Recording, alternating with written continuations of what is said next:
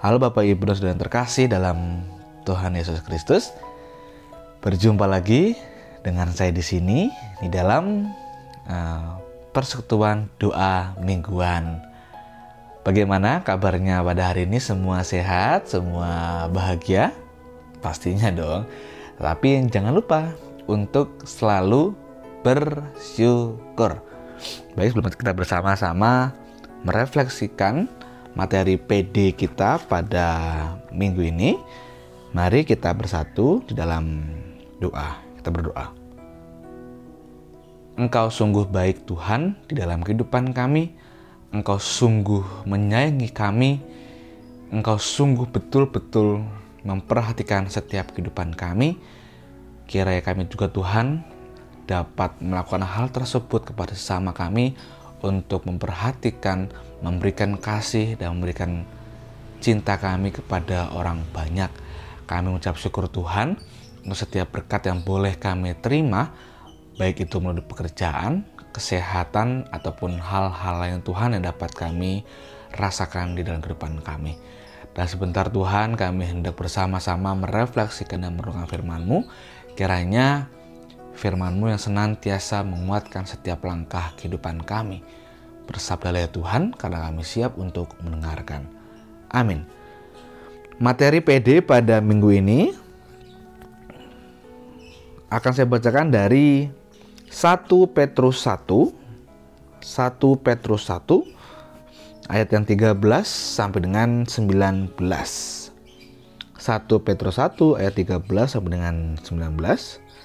Yang demikian firman Tuhan. Kekudusan dan kasih persaudaraan. Sebab itu siapkanlah akal budimu, waspadalah dan letakkanlah pengharapanmu seluruhnya atas kasih karunia yang dianugerahkan kepadamu pada waktu penyataan Yesus Kristus. Hiduplah sebagai anak-anak yang taat dan jangan turuti hawa nafsu yang menguasai kamu pada waktu kebodohanmu. Tetapi hendaklah kamu menjadi kudus dalam seluruh hidupmu sama seperti Dia yang kudus, yang telah memanggil kamu. Sebab ada tertulis, kuduslah kamu sebab aku kudus. Dan jika kamu menyebutnya Bapa, yaitu Dia yang tanpa memandang muka menghakimi semua orang menurut perbuatannya, maka hendaklah kamu hidup dalam ketakutan selama kamu menumpang di dunia ini. Sebab kamu tahu bahwa kamu telah ditebus dari cara hidupmu yang sia-sia, yang kamu warisi dari nenek moyangmu itu, bukan dengan barang yang fana, bukan pula dengan perak atau emas, melainkan dengan darah yang mahal, yaitu darah Kristus yang sama seperti darah anak domba, yang tak bernoda dan tak bercacat. Demikianlah pembacaan firman Tuhan. Berbahagialah kita yang senantiasa mendengarkan, merefleksikan dan menjalaninya di dalam kehidupan kita sehari-hari. Haleluya. Ya, Bapak Ibu dan Saudara yang terkasih dalam Tuhan Yesus Kristus, pada materi persekutuan doa kita pada hari ini bertemakan hidup kudus. Masih dalam rangka materi masa Pentakosta 2021. Ya, Bapak Ibu terkasih dalam Tuhan Kristus, Pentakosta adalah peristiwa Roh Kudus yang menguasai dan memberi kekuatan kepada orang percaya.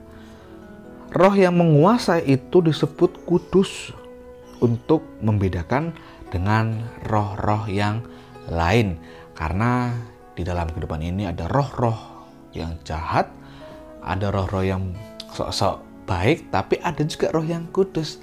Roh-roh jahat itu ada roh-roh yang berunsur menjatuhkan kita, menghasut kita untuk hal-hal yang baik, tetapi Roh Kudus mengajak kita, memampukan kita untuk menindaklanjuti kehidupan yang lebih baik. Dengan peristiwa Pentakosta, kuasa dengan Roh Kudus hadir dan menguasai hidup kita.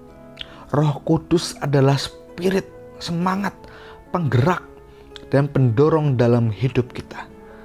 Namun apakah hidup kita mencerminkan Roh Kudus yang menguasai kita, atau jangan-jangan roh-roh kuasa lainlah yang sedang menguasai hidup kita? Apa yang terjadi jika roh kuasa yang lain menguasai hidup kita? Di dalam bacaan kita di ayat yang ke-14 mengatakan, hiduplah sebagai anak-anak yang taat dan jangan turuti hawa nafsu yang menguasai kamu pada waktu kebodohanmu. Dalam ayat tersebut mengatakan hidup yang dikuasai roh atau roh-roh lain atau kuasa yang lain membuat seluruh hidup kita hanya berfokus kepada sebuah hasrat hawa nafsu. Baik itu hasrat untuk egois, hasrat untuk menyombongkan diri, hasrat tentang duniawi atau kedagingan.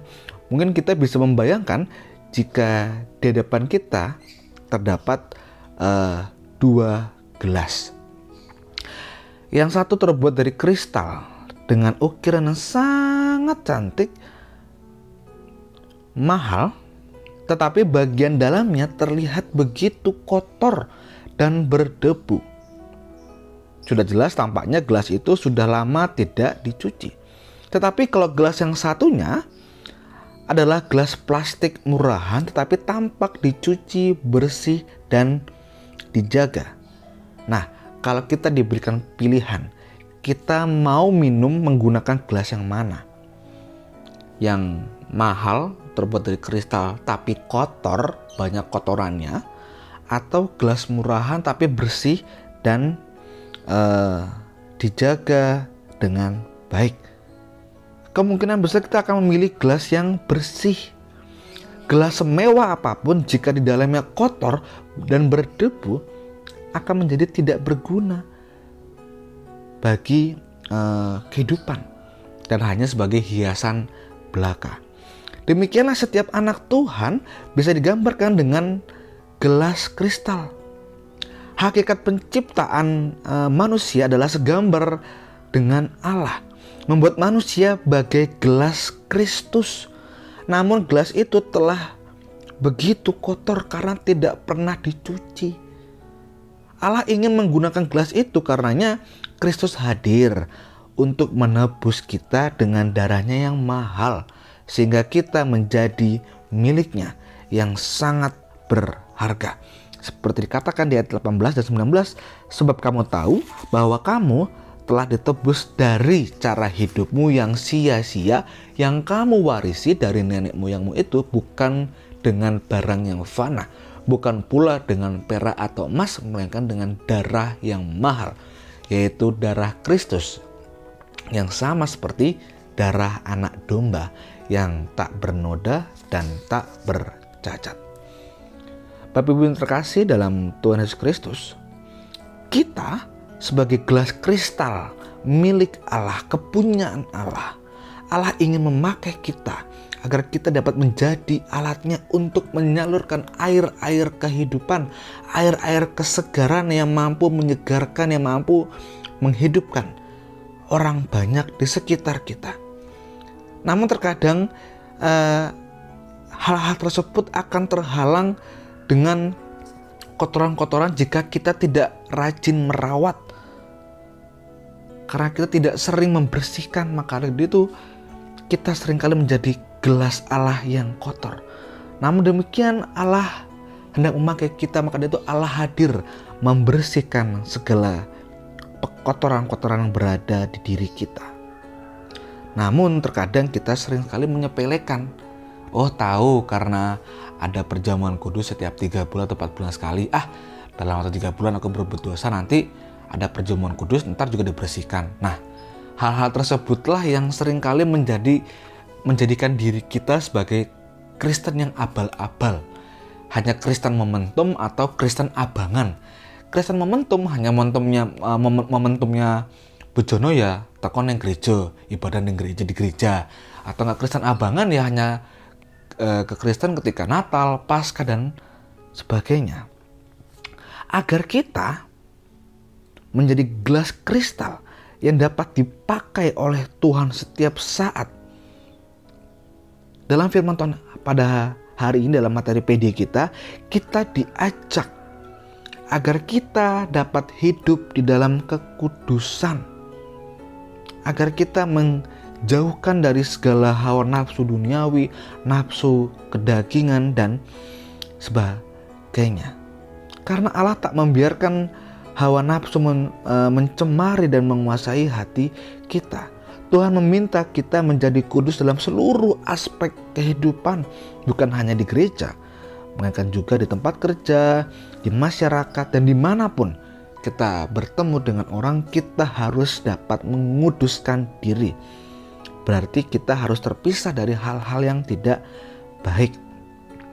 Hidup kita harus dipisahkan, dikhususkan untuk memuliakan nama Tuhan. Berbeda dari cara hidup berbeda dengan cara hidup duniawi. Hidup kudus adalah keharusan, bukan pilihan. Tuhan berfirman di ayat yang ke-16 mengatakan, "Kuduslah kamu sebab aku kudus." Saat ini kita hanya perlu bertanya pada diri kita masing-masing. Adakah kotoran yang masih menempel di hati kita? Bentuk kotorannya bisa berupa dendam, amarah, nafsu yang merusak, niat jahat, atau kebiasaan dosa yang terus dipelihara. Kita harus sering membersihkan hati kita, membuatnya tetap murni, agar Tuhan dapat terus memakai kita menjadi saluran berkat-Nya di dalam kehidupan kita sehari-hari. Kiranya kita sekalian mampu menjadi gelas kristalnya Allah yang mampu menyegarkan, yang mampu memberikan kehidupan bagi orang banyak. Amin. Kita berdoa. Kami mengucap syukur Tuhan untuk firman yang boleh kami dengar pada hari ini. Kami sadar Tuhan bahwa kehidupan kami seringkali dikotori dengan hawa nafsu duniawi, egois, kemunafikan, dan lainnya. Kiranya dari firman-Mu ini Tuhan, kami kembali disegarkan untuk mau dibersihkan agar kami dapat menjadi gelas-gelas kristalnya Allah yang siap untuk dipakai, yang siap untuk digunakan untuk memberikan air kehidupan yang mampu menyegarkan banyak orang. Karena kami mau Tuhan untuk menjadi anak-anak-Mu yang dapat menyalurkan berkat bagi banyak orang. Tuhan yang makasih, pada hari ini Tuhan kami kembali hendak mendoakan untuk orang-orang terkasih kami yang saat ini sedang sakit. Kiranya Tuhan yang senantiasa menjaga, merawat, menilik mereka, menjenguk mereka, sehingga orang-orang terkasih kami yang saat ini sedang sakit dapat Engkau sembuhkan, dapat Engkau kuatkan, sehingga mereka dapat kembali sembuh dan dapat kembali bersuka cita dalam hidupnya. Kami juga berdoa Tuhan, jika di hari ini, di minggu ini, atau di bulan ini ada orang-orang terkasih kami yang berulang tahun, kiranya Tuhan senantiasa memberikan berkat, memberikan kedewasaan iman, sehingga orang-orang terkasih kami yang Engkau perbolehkan untuk mendapatkan usia di tahun ini yang lebih dewasa juga dapat bertumbuh dewasa di dalam iman. Inilah doa dan permohonan kami Tuhan, kami serahkan di dalam nama Tuhan Yesus Kristus yang adalah sumber kehidupan kami. Amin. Demikian Bapak Ibu, persekutuan doa kita pada hari ini. Kiranya kita tetap dapat menjadi gelas-gelas kristalnya Allah yang mampu menyegarkan dan memberikan kehidupan bagi orang banyak. Sampai berjumpa dan tetap sehat, tetap jaga kesehatan, tetap jaga jarak, karena agar kita juga tetap terhindar dari COVID-19. Dadah, selamat bertemu kembali. Tuhan Yesus memberkati.